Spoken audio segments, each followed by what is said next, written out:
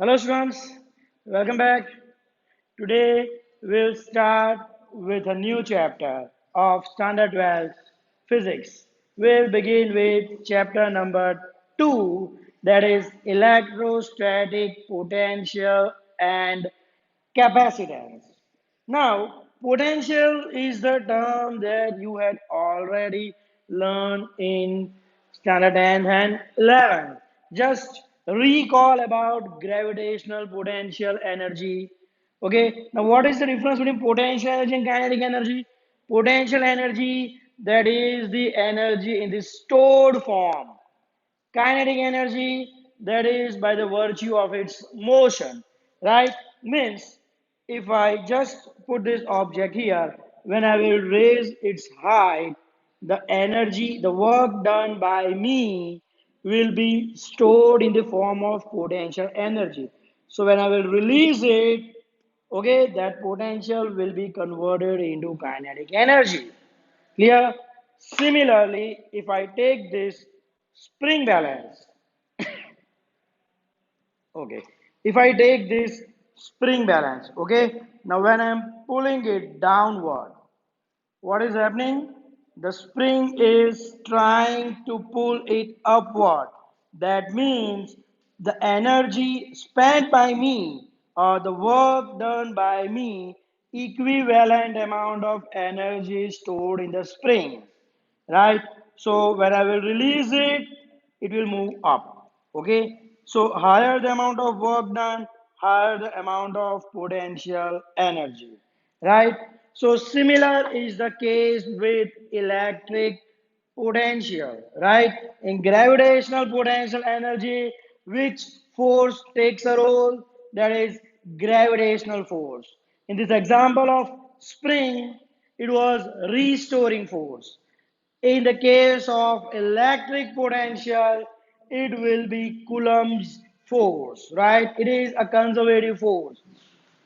So see, the change in electric potential energy of a system of charges is defined as the negative of work done by electric forces as the configuration of the system is changed. So what is change in electric potential energy? It is the negative of work done. Negative of work done by the electric force. That is change in potential energy, electric potential energy. So now let's take this figure. Take charge Q. Let this charge Q be at the origin. Okay. Now we want to bring a test charge Q from position R to P. Okay. Now see, when the charge is at position R, let's take this as positive this charge. So there will be repulsion. So now in bringing this charge from R to P, work is done against the electric force. And that work done is stored in the form of electric potential energy. Okay, so the work done, okay, what is the work? This work done will be equal to minus R to F, sorry, not F, it's P F dot dr. Means what I'm doing, I'm just displacing it by a very small distance dr, and the force acting is in opposite direction. So the work done will be equal to minus. When I'm integrating it from R to T, I get the formula work done in bringing this positive test charge Q from R to P. This is the work done, and this work done is stored in the form of potential energy. Now see, everywhere at different places there will be different potential energy. Means different potential energy at position R and at position P. Now the change in this potential energy, the change in this potential energy will be equal to the work done in bringing this test charge from R to P. So delta U will be equal to UR minus UP, and this will be equal to the work done in bringing from R to P. So delta U will be equal to minus R to P F dot dr. Okay, this is the change in potential energy. So see here, electric potential energy difference means the potential difference in potential energy between position R and P. Electric potential energy difference between 2 points is the work done. See, WRP, work required to be done by an external force in moving a charge q from one point to another in an electric field. Means when there is charge q here, there will be electric field. So what is the change in potential energy, or what is electric potential energy difference? Is the work done by external forces in bringing a charge from one point to another, in moving a charge from one point to another in the external field. But remember, in moving this charge, it's without acceleration. Okay, that is change in electric potential energy or electric potential energy difference. Clear? So just note down this point.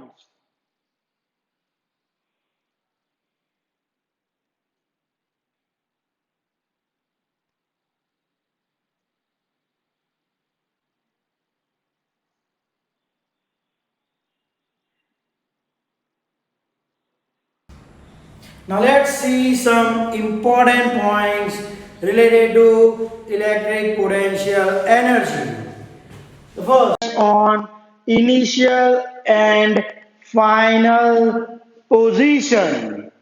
Now see, when a charge is brought from P to Q, let's say if a charge you are bringing from point P to point R, then either we bring directly or by this way or this way or by this way, whatever path you use, right? The work done only depends on initial and final position. Here, it doesn't matter by which path you take. Okay, so the first point is work done only depends on initial and final position. Second, the difference in potential energy is significant and not its absolute value. Means the absolute value of potential energy at point is not significant. Instead, the difference in the potential energy is important. So every time, most of the time, we'll be calculating the difference in the potential energy.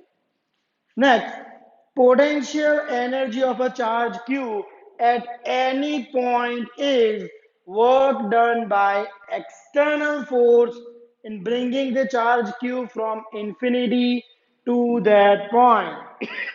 Means, let's say there is a charge here q. Now another charge is placed at this position a. Now, what is the potential energy of this charge Q? Now, that will be the work done in bringing this charge Q from infinity to this point in the electric field. Right? So, if you want to find out the absolute potential energy, then what is that? The work done in bringing the charge Q from infinity to that point. Okay, that is the potential energy at any position. Okay, now the next one is calculation of potential energy. Okay, now we have said that the difference in potential energy that was equal to work done in bringing a particle, a charge from R to P, that was minus R to P F. What was F? Electrostatic force. into displacement. What is the formula for electrostatic force? K Q1 Q2 by R. So this was equal to minus R to P K capital Q test charge small q upon R square into unit vector R. Small amount of displacement I can write in this way dr into unit vector R. So unit vector r into unit vector r, it will be r. So integration of dr kqq by r. Okay, sorry, this will be equal to minus r to p kqq into dr by r square. Right, so k q into q, that is constant, so integration of 1 by r square. Right, when I solve it, integration of 1 by r square dr, this will be equal to r raised to minus 2 dr, that will be r raised to minus 2 plus 1, minus 1 upon minus 1, and this will be equal to minus 1 by r. Right, so this will be equal to k q q negative sign minus 1 by r, and it will be from r to p. Clear? I can cancel this negative sign. So delta u will be equal to k q into q 1 by rp minus 1 by r. This will be the formula for the change in potential energy. Okay, let me erase this. So what we did, the change in potential energy is equal to work done in bringing a charge Q from R to P. That is the formula FEDR, integration of it, putting the value of electrostatic force KQQ by R square, okay, into unit vector dr, changing this displacement vector dr into unit vector r, we will get this as 1. So integration of 1 by r square minus 1 by r, and finally solving we get delta u equal to kq into q 1 by r minus 1 by r means this is the position r, and this is, sorry, its position p minus 1 of by r, that is the position r. Here just note down these points.